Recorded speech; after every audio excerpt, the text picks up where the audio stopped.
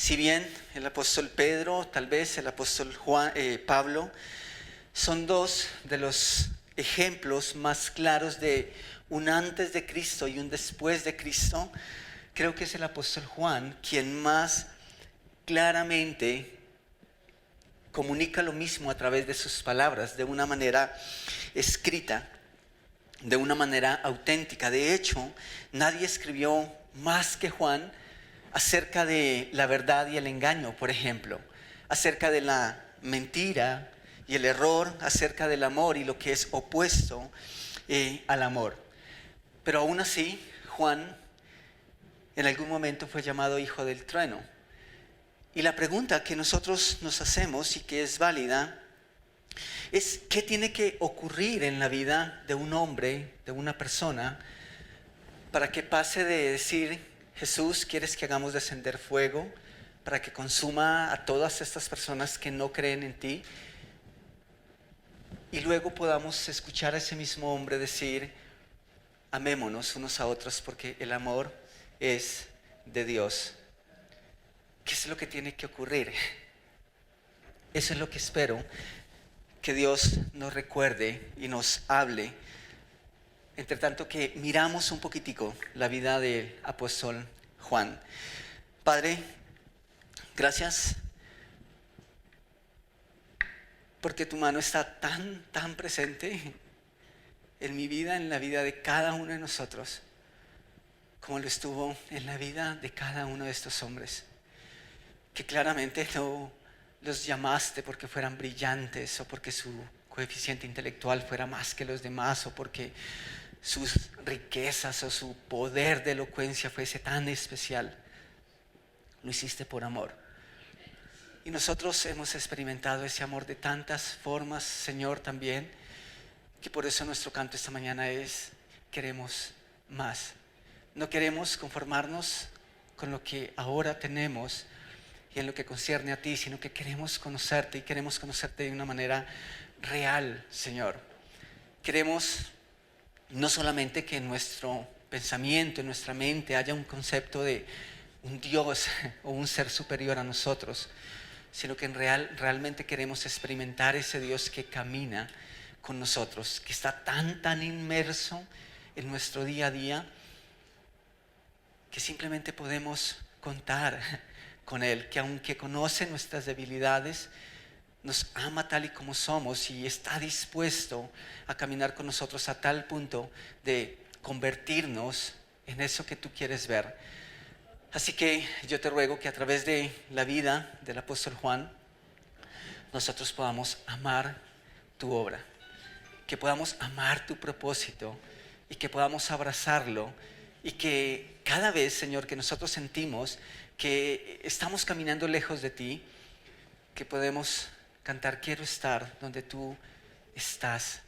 Así que acércame a ti, acércate a mí, pero no quiero estar lejos, porque quiero experimentarte, quiero estar contigo.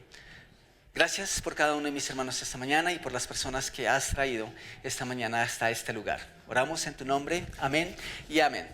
Pueden sentarse. Muchas gracias por acompañarnos una vez más.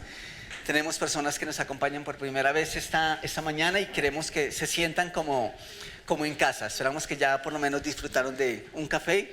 Nuestro café tiene fama de ser rico. Por lo menos nosotros no lo tomamos todo, ¿sí? Como sabemos, Juan, quien nos ocupa en este día, es hermano de Jacobo, ¿cierto? Y al igual que Jacobo, ostentaba el título de hijo del trueno, lo que significa que tanto Juan como su hermano Jacobo tenían temperamentos similares, y como señalamos el domingo pasado, cada vez que la Biblia menciona a uno, menciona al otro. Es como si simplemente son inseparables. Ahora, ¿recuerdan ustedes a quienes estaban dispuestos a incinerar un montón de personas por el solo hecho de que no creían y no querían creer en Jesús? Juan y Jacobo, ¿sí? Y aún así a Juan se le conoce como el apóstol del amor. Ahora, la pregunta es, ¿qué de amor o cuánto de amor hay en eso? ¿Cuánto amor hay en salir a hablarle a una persona de Jesús? Y si esa persona no cree, entonces nuestra oración es: Dios, ahí está, llévatelo. Y ese es Juan. Y es uno de esos hombres que Dios escogió. ¿Para qué? Para transformar al mundo. Esos 12 hombres en realidad transformaron el mundo. Y lo que vemos hasta ahora es que, claro, Dios necesitaba o Dios deseaba hacer unos ajustes en la vida de estos hombres, ¿cierto? ¿Saben qué es lo bueno de esto? Que eso nos recuerda que aunque Dios usó a esos hombres de manera especial, esos hombres no son diferentes a nosotros. Y que muchas de las luchas que tenían esos hombres también son nuestras luchas. Entonces, Juan estaba ahí con Jacobo en ese evento. Pero también Juan estaba con Jacobo en el debate de quién iba a ser el mejor, o quién iba a ser el mayor, o quién iba a ser el más grande. En otras palabras, quién es el que iba a mandar. ¿Quién es el que iba a liderar sobre el resto del grupo? ¿Sí? Así como cuando uno está con su equipo de trabajo y de repente escucha que el jefe se va a pensionar y entonces empieza el susurro, ¿no? ¿Quién irá a ocupar esa vacante? No, es que tú te llevas tantos años. Yo creo que eso es para ti. Y empieza esa conversación, y los discípulos tenían esa conversación con mucha frecuencia porque de alguna manera entendían y pensaban que el reino de Dios se iba a establecer aquí en la tierra en el momento en que Jesús estaba en la tierra. Y ellos veían todo en materia de lo que está ocurriendo aquí y ahora. Entonces, pues Juan estaba también ahí. Era ambicioso, también era celoso como su hermano Jacobo. Pero saben, hay mucho más acerca de Juan que nosotros podemos encontrar. Por ejemplo, Juan escribió el Evangelio que lleva su nombre. Juan escribió 3 de las epístolas que nosotros vemos en el Nuevo Testamento. Y adivinen qué también escribió Juan, el Apocalipsis. Este hijo del trueno hizo eso.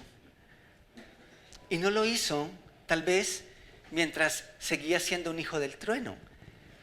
Lo hizo porque a través de muchas experiencias, Dios lo perfeccionó, lo pulió, quitó eso que debía quitar, que no obraba la voluntad de Dios. Y ahora tenemos en Juan una persona que habla del amor como ninguna otra habló del amor en las Escrituras. Quiero que vayamos al mismo momento en que Juan se encuentra con Jesús. Estamos hablando de Juan el apóstol. Y quiero que vayamos al Evangelio de Juan, capítulo 1, versículo 35 y 37. Y esto es Juan hablando en tercera persona, pero él es el que escribe estas cosas. El Evangelio de Juan, capítulo 1, versículo 35, dice: el siguiente día, otra vez estaba Juan, es decir, el Bautista, y 2 de sus discípulos. ¿Quiénes eran esos 2 de sus discípulos? Uno era Juan, aunque la Escritura no lo dice, pero Juan era uno de esos 2. Y el otro era Andrés. El versículo 36 dice: y mirando a Jesús que andaba por allí, dijo: he aquí el Cordero de Dios. Le oyeron hablar los 2 discípulos, ¿y qué hicieron? Siguieron a Jesús. Y decimos que Juan era uno de esos 2. Algo que me parece interesante es que muchos de nosotros seguramente necesitamos muchas advertencias acerca de Jesús para empezar a seguir a Jesús. Algunas personas, tal vez algunos, y dentro de eso soy yo, fui muchas veces a la iglesia, y aunque la iglesia me encantaba, me gustaba lo que pasaba, no tuve una relación con Jesús la primera vez que fui a una iglesia, sino que pasó mucho tiempo. Y seguramente algunos de ustedes, aunque escucharon de Jesús, no empezaron a seguir a Jesús en el primer momento en que escucharon acerca de Él. ¿Eso es así para algunos? Pero lo que hace Juan me llama mucho la atención, porque desde el primer momento en que él supo que ese era Jesús, empezó a seguirlo y no vaciló un momento en seguirlo.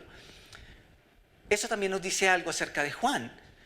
Creo que la pasión con la que Juan empezó a seguir a Jesús desde ese primer momento no es una pasión que se despertó en ese momento. Juan parece ser que era un celoso y un amante de la verdad. De tal manera que cuando él escuchó a Juan el Bautista decir, este es el Cordero de Dios, este es Jesús, este es el Mesías que habíamos estado esperando, pues no vaciló, porque tenía toda la historia. Y dijo, he estado esperando este momento tal vez toda mi vida, y ahora puedo ver a la verdad, no en algo material, sino en una persona. Y por eso, desde el mismo momento, empezó a seguir a Jesús. Y saben también que me encanta en esto, y quiero mencionarlo simplemente de paso. ¿Notan lo que pasa con Juan el Bautista? Juan el Bautista está perdiendo a ¿cuántos de sus discípulos? Está perdiendo a 2 de sus discípulos. ¿Y qué hace Juan el Bautista? Está reclamándole a Jesús, ¿por qué te siguen a ti? Y mira, ahora me están dejando a mí. Juan entendía cuál era su papel. Juan el Bautista entendía cuál era su papel. Y esta mañana simplemente quiero aprovechar este punto para decir 2 cosas muy rápidas que nosotros aprenderíamos muy bien de Juan el Bautista. La primera es que la verdadera función del líder espiritual no es hacer adeptos para sí, sino hacer discípulos para Cristo. Y eso parece como algo, bueno, ¿en serio? ¿Necesitas decir eso? ¿Saben ustedes cuántas personas y cuántos líderes espirituales se han encargado de vender una imagen de ellos mismos antes que vender y presentar una imagen real de Jesús? Esa es una realidad. La función del líder entonces es hacer discípulos ¿para quién? Para Jesús, no para sí mismos. Y eso tiene que ver con la segunda cosa. Los líderes espirituales deben conducir a las personas a Cristo a tal punto que cuando esas personas necesitan decidir entre Jesús y ellos, esas personas deciden por Jesús. Y nuevamente parece obvio, pero no es tan obvio, porque si en realidad fuera tan obvio, congregaciones simplemente no se habrían disuelto simplemente porque su pastor se fue. ¿Me hago entender? Y me encanta esa actitud de Juan el Bautista. Juan el Bautista sabe cuál es su papel: presentar a Jesús al resto del mundo, aunque 2 de sus discípulos ya no estén con él.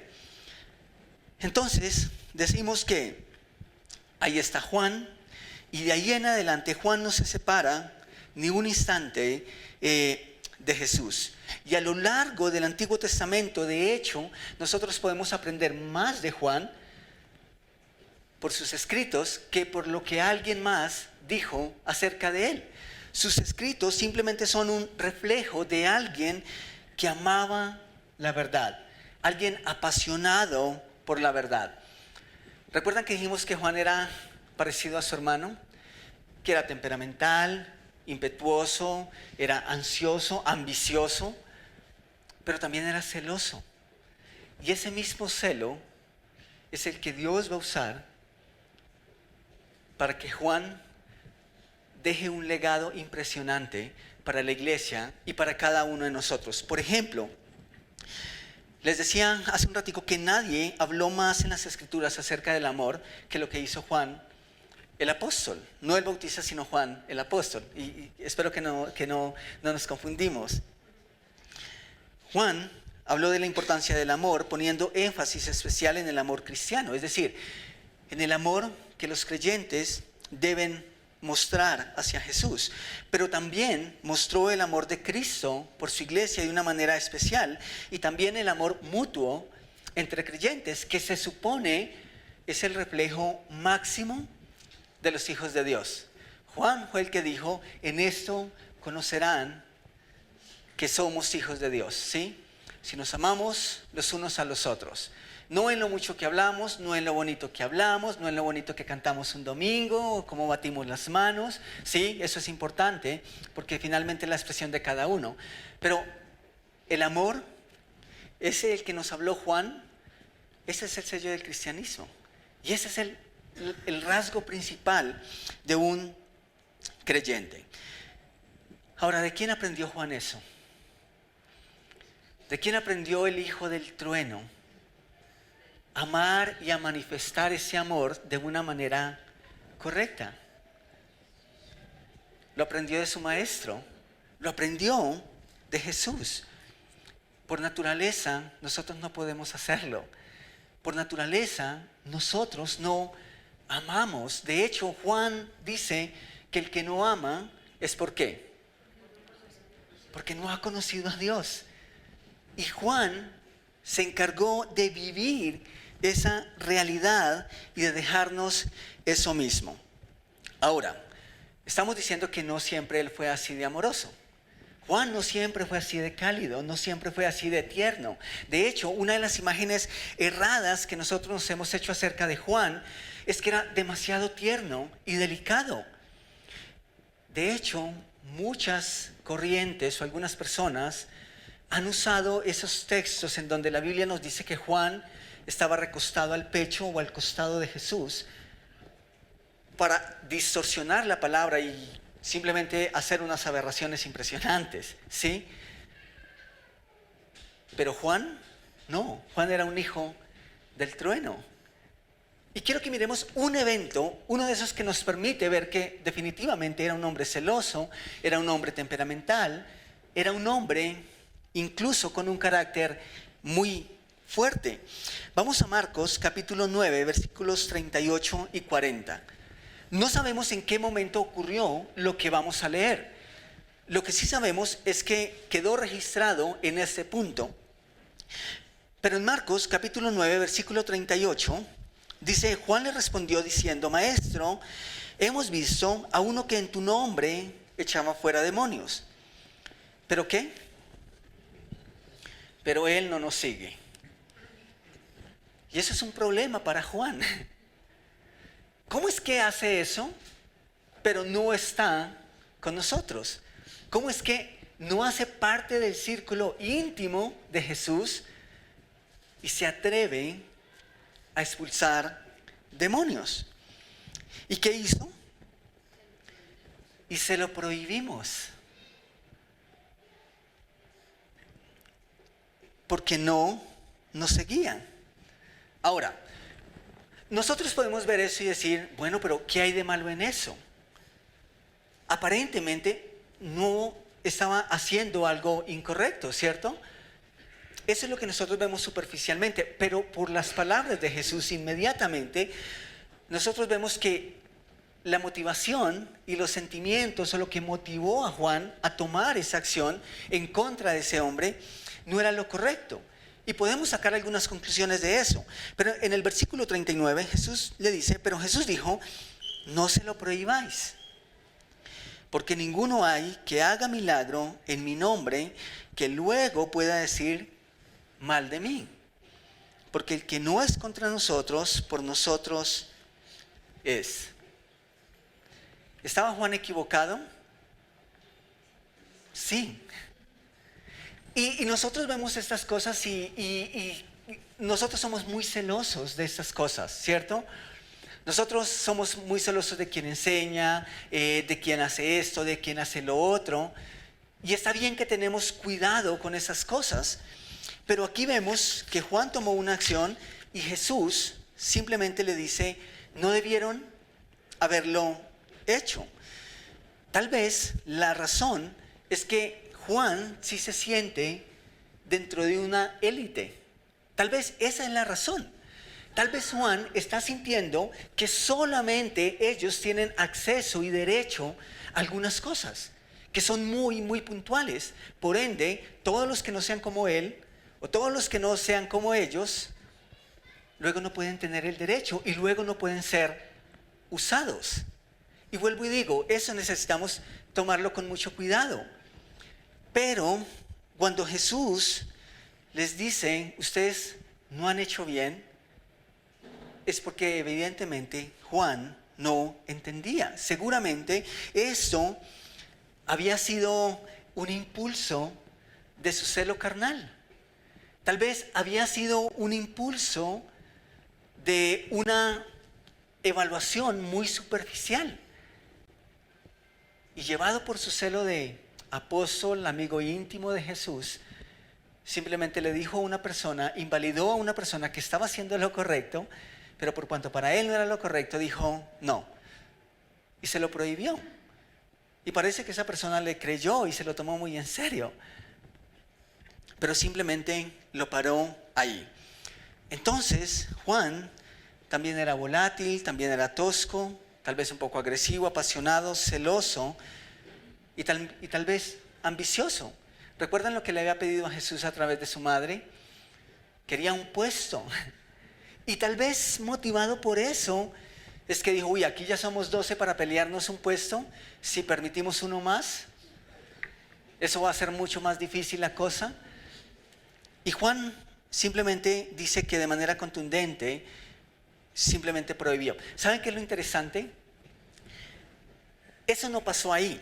Juan simplemente en ese momento recordó y contó a Jesús un suceso que había ocurrido tal vez mucho antes. Pero ¿saben qué es lo interesante? Que Jesús en ese contexto, Jesús les está dando una lección acerca de la humildad. Y quién es el mayor y cuál es el propósito del verdadero cristianismo, cuál es su propósito en la tierra. Y Jesús les está hablando de servir. Y eso es interesante porque es justo en ese momento cuando Juan dice, ¿sabes qué, Jesús? Hay algo que no te he contado. Y es como si la conciencia, ¿sí?, de Juan le recuerda y lo acusa justo en ese momento. Y eso no es casualidad. Por eso digo que Juan actuó de manera egoísta en ese momento, cuando prohibió a esa persona. Porque luego cuando Jesús les habla acerca de la humildad, es que Juan decide contar ese episodio. Y yo creo que le está diciendo, ok, tengo que contar esto. Jesús, imagínate que. Y entonces le cuenta lo que está haciendo acá. Y Jesús dice, hiciste mal. Ahora, lo bueno de ese hombre apasionado y lo bueno de todos esos hombres que la Biblia nos presenta con personalidades tan definidas como la de Juan, es que Dios a menudo usa ese mismo impulso, usa esa misma energía, usa ese mismo ímpetu, esa misma fuerza, pero para bien. Y eso es genial. Así que si tú estás aquí y te consideras una persona temperamental, una persona de carácter fuerte, que no tiene pelos en la lengua para decir la verdad a otro, genial. La iglesia necesita a esas personas, el ministerio necesita a esas personas. Pero sepan hacerlo bajo la dirección de Dios. Y eso es lo que Juan va a aprender. Entonces, Juan escribió con celo y pasión acerca de la verdad. ¿Saben algo que llama mucho la atención de los escritos de Juan? De hecho, después de Lucas y después de Pablo, Juan es la persona que más escribe en el Nuevo Testamento. Estamos hablando de extensión, de cantidad de escritura. Juan es el que más escribe después de ellos. Pero ¿saben qué es lo interesante? Juan siempre habla en extremos. Juan dice, el que no ama a su hermano no es de Dios. Punto. Juan no se detiene a decir, ok, es que hay situaciones en las que si el hermano hace algo incorrecto y resulta difícil de amar. ¿Ustedes tienen algunos hermanos que son más difíciles de amar que otros? ¿No? Pecadores. No, eso también es real para mí, ¿sí? Es una realidad. Hay personas que son más difíciles de amar. Pero Juan dice, Juan no se detiene en esos detalles. ¿Sí? Eso es lo bueno de venir un domingo en la mañana a la iglesia, ¿sí? De aquí en adelante no pueden faltar, ¿sí? Creo que sí, arriba también están abriendo la ventana. No. ¿Sí? Ok, tranquilos, tranquilos. ¿Sí? Creo que no es casualidad que estamos hablando de estas cosas esta mañana.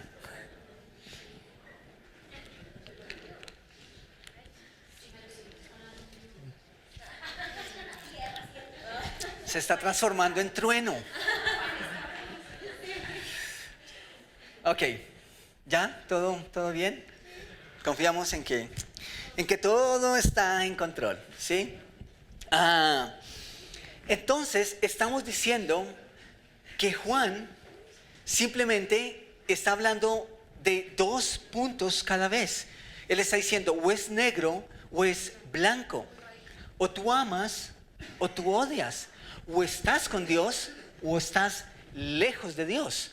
Y eso es muy, muy característico de Juan. Y eso refleja su personalidad. Eso refleja un hombre que ama la verdad y que es apasionado por esa verdad y no va a desperdiciar tinta escribiendo en grises. Porque ¿sabían ustedes que la Biblia tiene algunos grises? Sí, pero Juan no está dispuesto a gastar tinta en esos grises. O es blanco o es negro. O tú estás vivo o estás muerto espiritualmente, ¿sí? Esos son los términos en los que habla Juan. Es un poco diferente a Pablo. Pablo, y nos hace mucho bien, no digo que Juan no lo haga, pero cuando se tratan de esas áreas grises de la iglesia, esos asuntos en los que uno dice, ¿y aquí qué? Bueno, Pablo se tomó un poquitico más de tiempo. Y gracias a Dios porque él fue un poquitico más allá y nos da mucha luz en esas cosas que la Biblia no dice algo que es contundente, sino que como que lo deja ahí. Pero Pablo, wow, está ahí. Pero no es así Juan. ¿Recuerdan ustedes que dijimos con Jacobo que eso es bueno, que ese celo es bueno, que ese ímpetu es bueno, pero que también a veces se puede convertir en un problema? Yo recuerdo el evangelismo de hace unos 20 años atrás, tal vez un poquito más, y por eso a veces soy tan celoso de salir a volantear, de salir con el megáfono, ¿sí? Porque por experiencia personal, yo recuerdo cuando era un adolescente, tal vez 12, 13, 14 años, y llegaba por la cuadra y eran algunas personas, y eso lo digo con respeto, porque sé que ellos lo hacían con celo y por amor a la verdad, pero llegaban en el Renault 4, que era el carro del pueblo, ¿cierto? Con su megáfono ahí arriba, y las palabras que decían eran impíos, inicuos, arrepiéntanse, porque si no el fuego eterno los va a consumir. Y uno estaba ahí diciendo, ok, ¿qué hago? Sí, pero por miedo. Y uno tenía esa imagen de ese Dios que castiga, que no está dispuesto a escuchar, sino simplemente a imponer su palabra. Y muchas de esas cosas en mi mente crearon una imagen errada acerca de Dios. Ahora, no estoy diciendo que esas personas hicieran lo incorrecto. Creo que era la forma en cómo de pronto ellos entendieron que tenían que hacerlo, y era parte de su pasión porque otros conocieran de Jesús. Pero se parecían mucho a Juan y a Jacobo. Señor, si no creen en ti, estamos dispuestos a chamuscarlos. Sí, eso era. No estaban dispuestos a darles un poco de tiempo. Me pareció muy interesante, hace unos 15, 20, no, hace como un mes ya, tal vez larguito. Hablaba con alguien y ese alguien estaba haciendo muchas preguntas, y después me enteré que ese alguien estaba como diciendo, wow, hay alguien que es cristiano, que está muy metido en el cuento de la Biblia, pero que aún así está dispuesto a escuchar mis preguntas. Y uno dice, bueno, ¿cuál es la imagen que esa persona tiene acerca de Dios y acerca de sus hombres o personas que dicen enseñar la palabra de Dios? Pues en la mente de esta persona, yo creo que un pastor es la persona que simplemente te dice, o crees, ¿sí? Entonces, dijimos que la verdad, aunque necesita ser comunicada con claridad, también necesita ser acompañada de un poco de sensibilidad, ¿sí? Porque a veces la verdad incluso nos puede volver insensibles. Y eso era lo que pasaba incluso con estos hombres. Una buena pregunta ahora es, ¿qué pasó en la vida de Juan que hizo que empezara a cambiar?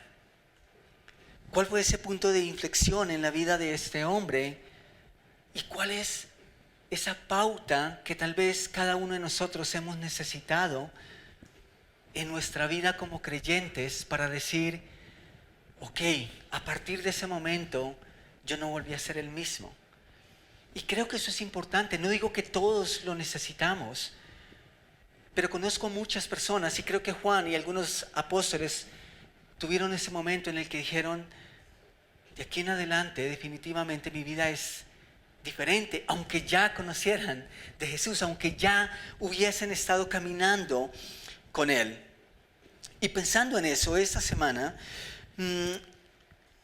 yo creo, y eso es algo muy personal, que en la medida en que uno logra entender y percibir que definitivamente la vida espiritual no se trata solo de esto, o tampoco se trata solo de la eternidad, sino que es un conjunto, ¿cierto? Que nosotros podemos incluso vivir ahora para el reino, aunque no estemos en el reino. Eso es lo que empieza a cambiar nuestra visión de vida cristiana. Y creo que Juan fue una de esas personas que tuvo la oportunidad de entender eso y entenderlo de una manera que fue muy especial. Vamos entonces a Marcos capítulo 9. Vamos a Marcos capítulo 9 y vamos a leer el versículo 1. Digo esto porque muchas veces pensamos que seguir a Jesús es como tener un seguro de vida. Y simplemente vamos a la iglesia mientras esperamos para reclamarlo. Y pensamos que ya eso es todo. Pero no es así. Quiero que miremos ahí en el versículo 1. Dice, también les dijo, de cierto os digo, que hay ¿cuántos? Algunos. Porque ahí seguramente Jesús estaba con los 12 apóstoles. Y dice, hay algunos de los que están aquí que no, ¿qué? ¿Alguna versión que ustedes tienen dice alguna palabra diferente en vez de gustarán? Dime. ¿Probarán? ¿Sufrirán? Ok. La Reina Valera de 1960 dice, ciertamente no gustarán la muerte hasta que hayan, ¿qué? Visto el reino de Dios venido con poder. Ok. ¿Qué es lo que Jesús les está diciendo aquí a sus apóstoles, a sus discípulos? Porque hasta donde sabemos, todos los discípulos ya murieron, ¿cierto? Esos 12 apóstoles ya murieron. Pero el reino ya vino con poder. No, aún lo seguimos esperando. Entonces, ¿qué es lo que Jesús quiso decirles a esos hombres? Creo que hay dos formas de entenderlo, haciendo uso de las dos palabras que nosotros acabamos de leer. En algunas versiones leemos gustarán, en otras leemos probarán o verán o experimentarán. Entonces, la primera forma de entenderlo es la interpretación tradicional y que es aceptada por la mayoría. Y la segunda es una que durante los últimos 15 días no he logrado sacar de mi mente, ¿sí? Y creo que es porque finalmente esa es una realidad. Así que quiero empezar con la primera. Y quiero que miremos los siguientes versículos, versículos 2 y 3 de Marcos 9. Y por favor quiero que estemos muy, muy atentos aquí porque puede que los enrede. El versículo 2 de Marcos 9 dice, 6 días después, ¿después de qué?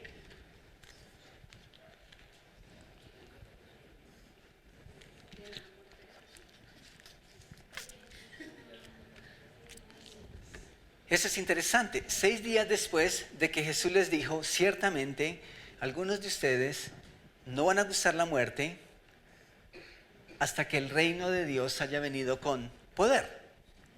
6 días después de que Jesús les dice eso, en los 3 evangelios sinópticos vemos esos eventos seguidos, todos lo describen de la misma manera. Entonces, Jesús les dice, 6 días después, Jesús tomó ¿a quién? ¿A quién más? Y Juan.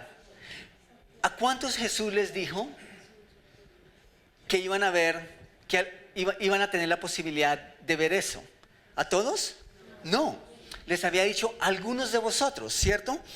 ¿Quiénes eran esos algunos? Los tenemos ahí. Jacobo, Pedro, Jacobo y Juan. y los llevó aparte, solos, a un monte alto. ¿Y qué? Y se transfiguró delante de ellos. Y sus vestidos se volvieron resplandecientes, muy blancos como la nieve, tanto que ningún lavador en la tierra los puede hacer más blancos. Ok, un poco más claro ahora, tal vez. Ok, entonces Jesús por un lado les está diciendo, algunos de ustedes, ahora sabemos que es Pedro, Jacobo y Juan, no van a gustar la muerte, no van a experimentar la muerte hasta que el reino de Dios haya venido con poder.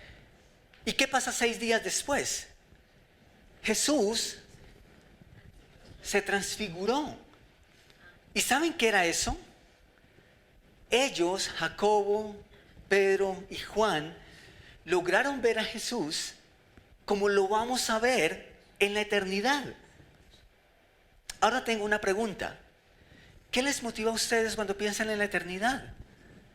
¿Cuál es su mayor motivación? Escapar de las tendencias pecaminosas y despedirnos y abandonar este mundo cruel.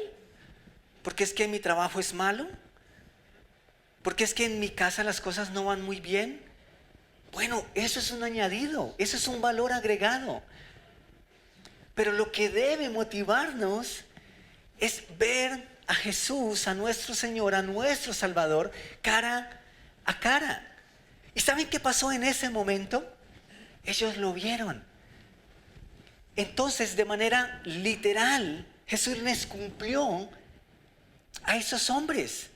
Esos hombres pudieron degustar, probar, experimentar un poquito de la eternidad, aunque estaban en sus cuerpos mortales todavía. ¿No es eso maravilloso? Eso es crucial. Cuando pienso en esto, pienso en qué necesitamos nosotros para vivir esta vida cristiana de la manera correcta. ¿Acaso no es entender esa realidad, entender que somos ciudadanos del reino y que necesitamos vivir como el reino, no como algo inventado, sino como algo que es real? Porque finalmente hombres reales tuvieron o pudieron vislumbrar ese reino eterno. Y yo creo que no es casualidad que ahí están Pedro, Jacobo y Juan. Imagínense a Peter. ¿Y quién más? ¿En compañía de quiénes? De los hijos del trueno. Sí, ellos eran los líderes del grupo. Y seguramente Jesús le permitió solamente a esos hombres porque de una u otra forma ellos iban a liderar el grupo. Y yo creo que Dios también les permitió tener esa experiencia para que nosotros pudiéramos leerla y decir, sí, el reino es real. No es algo que nosotros hemos podido inventar. Entonces, eso me hace pensar en que un adelanto del reino es suficiente para no volver atrás.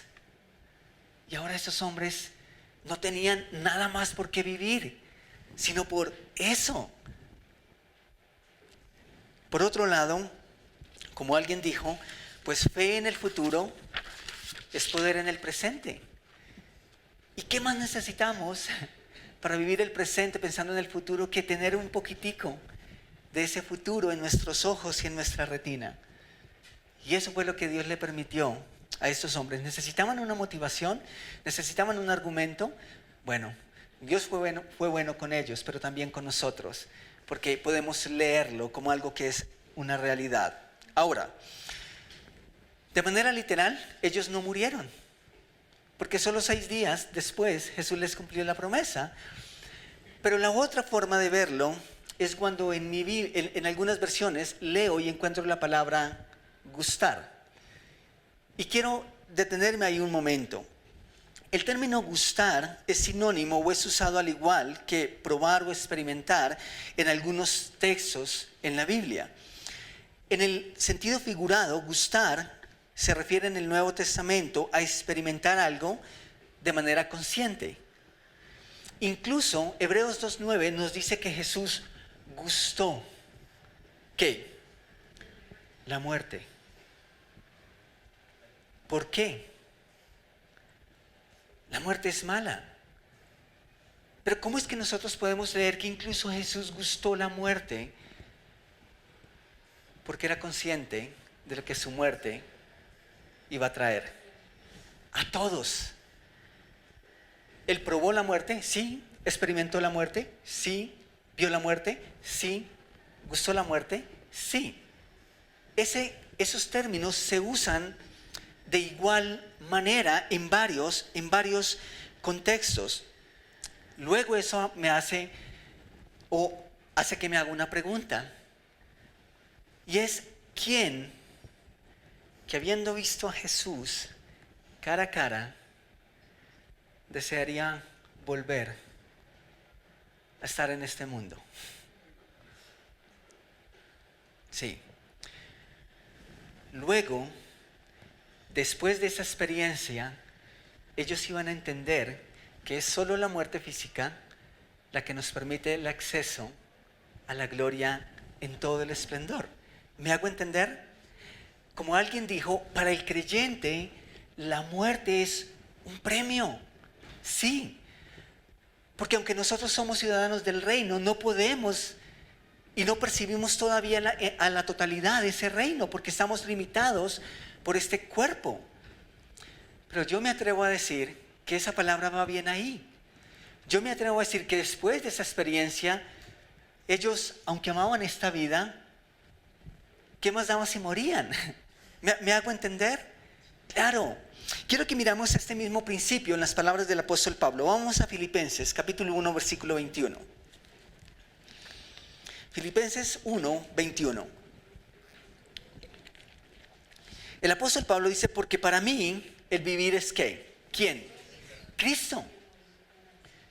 Pero el morir es trágico, es una desgracia, es fatal. No, es ¿qué? Ganancia. Un poco vamos a leer esas palabras, tal vez con el mismo sentido en las palabras de Jesús. Mateo capítulo 16, versículo 25. Jesús le dijo a sus discípulos y a todos nosotros, nos dijo, porque todo el que quiera salvar su vida, ¿qué? La perderá. El que quiera aferrarse a esta vida como un todo, va a darse cuenta al final que literalmente se quedó sin nada. Y todo el que pierda su vida por causa de ¿quién? De Él, de su evangelio, ¿qué va a pasar? La hallará. ¿Ven el opuesto? ¿Recuerdan ustedes a Esteban, el primer mártir de la iglesia? La Biblia nos dice que estaba siendo apedreado. Y este hombre estaba muriendo porque estaba siendo apedreado. Y él dice que en su hecho de muerte o en su momento antes de morir, estando en vida todavía, él dice que vio los cielos que se abrían y vio a Jesús y vio la gloria de Dios. Y entonces este hombre, ¿adivinan qué hizo? ¿Rechazar las piedras? No. Simplemente aceptó cada una de ellas.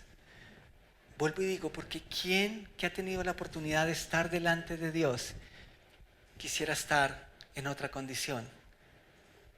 Eso es lo que Jesús les está diciendo. En Marcos capítulo 9, volvamos allá porque hay un poco más de esto. Marcos capítulo 9, versículos 4 al 9, vamos a leer esta vez. Y estamos regresando al momento de la transfiguración, cuando ellos están viendo a Jesús en todo su esplendor y están ahí asombrados y están viendo esa maravilla. Dice el versículo 4, y les apareció Elías con Moisés, que hablaban con Jesús. Entonces Pedro dijo a Jesús, Maestro, bueno es para nosotros que estemos aquí y hagamos 3 enramadas, una para ti, otra para Moisés y otra para Elías, porque no sabía lo que hablaba, pues estaban espantados. Ahora, Pedro dijo, es bueno para nosotros que estemos aquí. ¿Pedro estaba equivocado? No. Yo creo que eso es bueno, eso es maravilloso. De hecho, vuelvo al punto, debería ese ser el anhelo de cada creyente en su corazón. El anhelo de cada uno de nosotros debería ser estar ya con Jesús. Es bueno estar lejos del mundo y es bueno estar solo con Cristo. Versículo 7, entonces vino una nube que les hizo sombra y desde la nube una voz que decía, este es mi hijo amado, a él oíd. Y luego cuando miraron, no vieron a más nadie consigo, sino a Jesús solo. Y descendiendo ellos del monte, les mandó que a nadie dijesen lo que habían visto, sino cuando el Hijo del Hombre hubiese resucitado de los muertos. Interesante. Hay varias cosas que me llaman la atención aquí y que quiero mencionarlas a modo de conclusión. La primera es que Pedro no había dejado de ser Simón, ¿cierto? Pedro está ahí viendo la gloria a Jesús en toda su gloria y no podemos culparlo por eso. Estaba nervioso, estaba asustado, pero eso se vuelve una manifestación automática de lo que tal vez él ha estado alimentando toda su vida. Pedro estaba esperando ese momento. Y lo primero que le viene a la mente es, quedémonos aquí. ¿Por qué tenemos que regresar? No, es bueno que estemos aquí. Y yo creo que Juan y Jacobo estaban pensando lo mismo. Pero ¿quién es el arriesgado del grupo? Pedro. Pedro es el que se atreve a decir lo que los demás no dicen. Pero por otro lado, Jesús les dice, no le digan a nadie.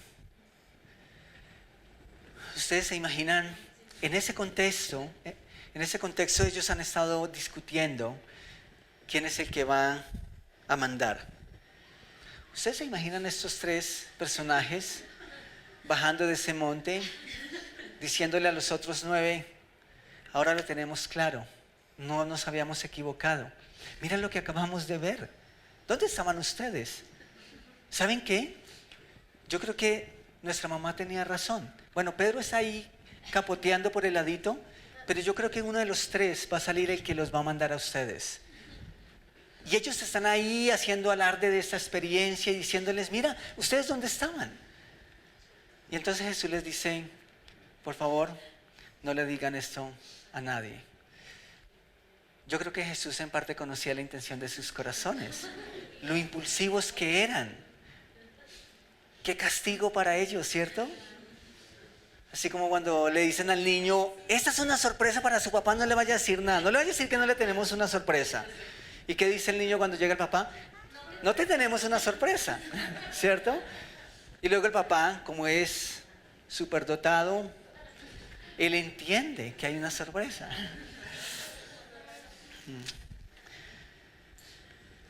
Pero Jesús les dice, no le digan esto a nadie hasta. ¿Hasta qué? Hasta que Él haya resucitado.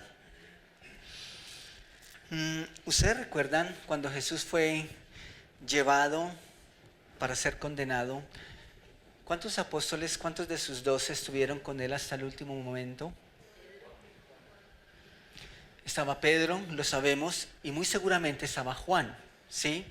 No lo sabemos por la Biblia, pensamos que un apóstol dice que cuando entraron a la casa del sumo sacerdote, iba Juan y otro apóstol, y toda la historia apunta a que ese apóstol era Juan. Habían dos de sus apóstoles, tal vez uno, más claramente Pedro. ¿Por qué? ¿Dónde estaban los demás? ¿Tenían miedo? Era apenas natural. Iban a matar a su maestro. De hecho, ¿qué decía la profecía? Heriría al pastor y las ovejas serán dispersas. Eso era algo natural.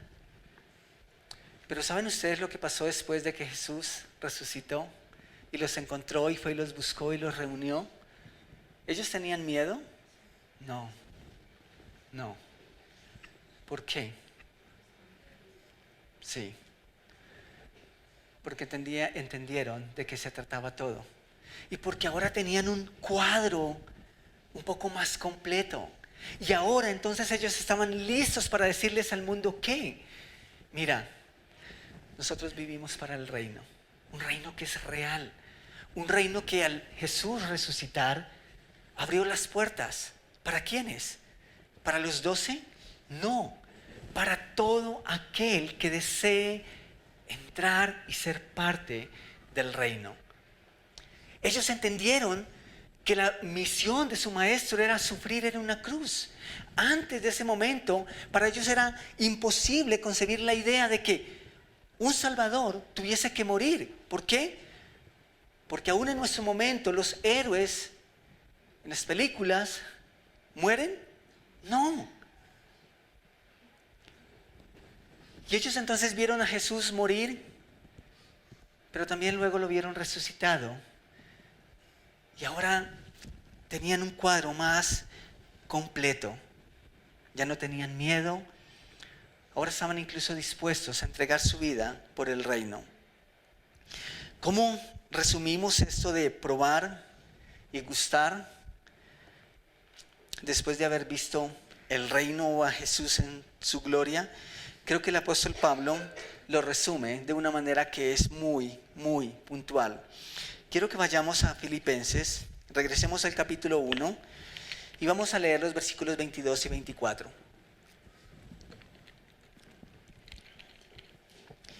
Y este es el apóstol Pablo, y pensemos por un momento en que él también estaba ahí delante de Jesús en la transfiguración y que él entendió estas dos palabras. Por un lado, morir, pero por otro lado, gustar.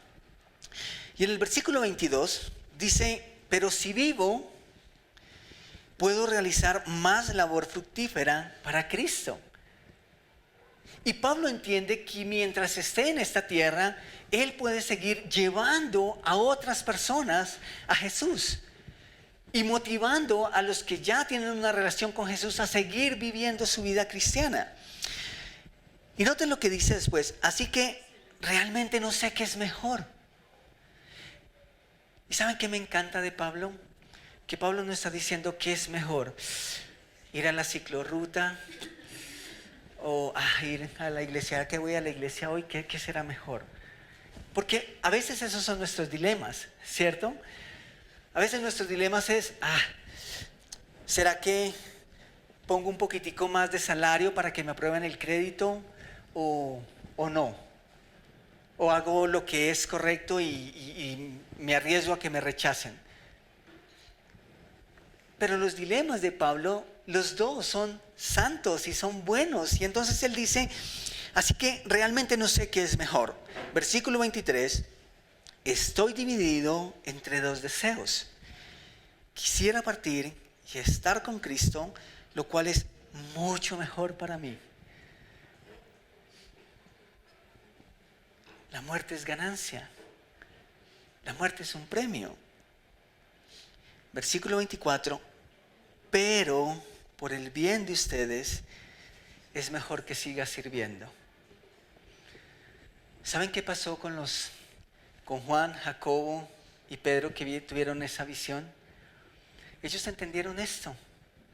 Cuando vislumbraron el reino, ellos entendieron que si vivían ¿para quién? Para el reino. Pero si morían e iban directamente al reino. ¿De qué se trata tu vida y la mía? ¿De qué se trata la obra de Jesús en la cruz? Se trata de nuestra salvación, se trata de que vamos a ser partícipes con Él en la eternidad, pero también se trata de para quién vivimos ahora y aquí. Esta semana, y ya con eso quiero terminar, una de las conversaciones significativas que tuve con una persona, que tuvimos con Jonathan, esta semana estuvimos hablando, creo que más que de lo habitual, y una de las cosas que entendíamos y que Dios le hizo entender a él y que pudimos hablar de estas cosas y fue genial, es, a veces decimos, tú quieres ser salvo, Jesús te da la salvación y tú vas a tener una vida eterna. Y ahora Jesús entregó tu vida por ti en la cruz y eso es genial y eso lo entendemos. Pero ser salvos es también entender que nosotros estamos entregando nuestra vida a Él y que ahora le pertenece a Él. Y entonces decíamos, claro, nosotros cuando entendemos el plan de salvación y cuando entendemos la obra del Evangelio, decimos y hablamos del Señor y Salvador. Pero la mayoría de veces nos quedamos con el Salvador Y Jesús me salvó y aleluya y genial. Pero ¿dónde dejamos al Señor? ¿Sabes qué implica que Jesús es Señor de nuestra vida? Que Él tiene el derecho y que nuestra vida está sometida a Él. ¿Y saben qué es lo más interesante? Bíblicamente es inseparable. Nosotros no podemos tomar al Salvador y abandonar al Señor. En el momento en que somos salvos, estamos diciendo: Jesús, mi vida es tuya y tú puedes hacer lo que quieras con ella, y yo voy a estar dispuesto a hacer todo lo que te agrada. Y esos hombres lo hicieron. Cuando vemos la vida de Juan, y dentro de 8 días vamos a ver un poquitico más de eso, vamos a darnos cuenta que Juan vivió para Jesús, y por eso pudo hablarnos al final acerca del amor real, del amor verdadero, que solamente viene del conocimiento de Dios. Tomamos un momento para orar.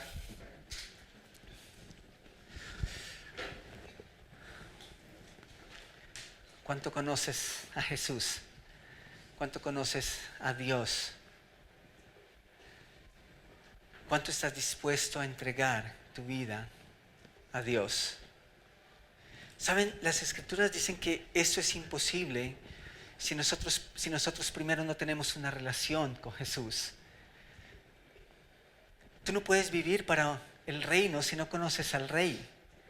Tú no puedes someter tu vida a ese Rey si no has estado conociéndole, si no has empezado una relación real y personal con Él.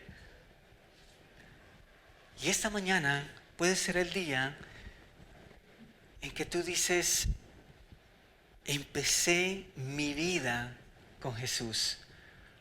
Tal vez así como Juan, ese día que escuchó a Juan el Bautista decir: ese es el Cordero, ese es Jesús. Y simplemente se acercó a Jesús y empezó a seguirlo. Hoy puede ser ese día en tu vida.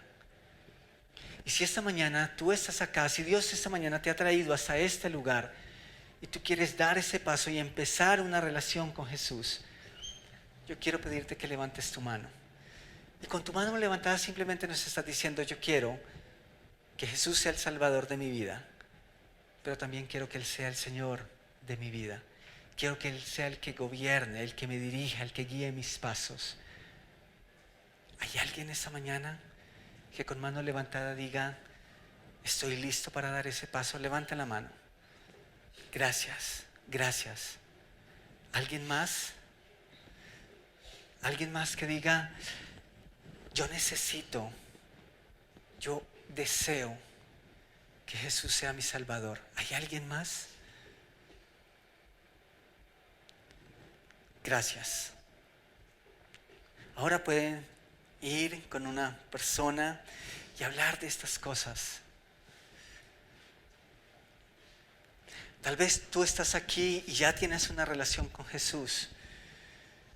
Y tal vez a veces piensa: bueno, ¿qué tiene Dios que hacer para que realmente mi vida empiece a ser transformada? Bueno, yo creo que Él ya lo hizo. Él ya lo hizo. Pero tú necesitas entender que no tienes que esperar a morir para empezar a vivir para el reino. Lo único que necesitas hacer esta mañana es decir: ya, el reino es real en mi vida porque Jesús es el Rey. Necesitas abrazar esa verdad. Tal vez necesitas decirle a Jesús: yo necesito ser serio con mi vida espiritual y quiero hacerlo. Y quiero reflejar tu amor. En realidad quiero vivir como alguien que pertenece al reino. Señor, gracias por tu obra en la cruz. Gracias, Señor, porque tú sabes cómo nutrir nuestra fe.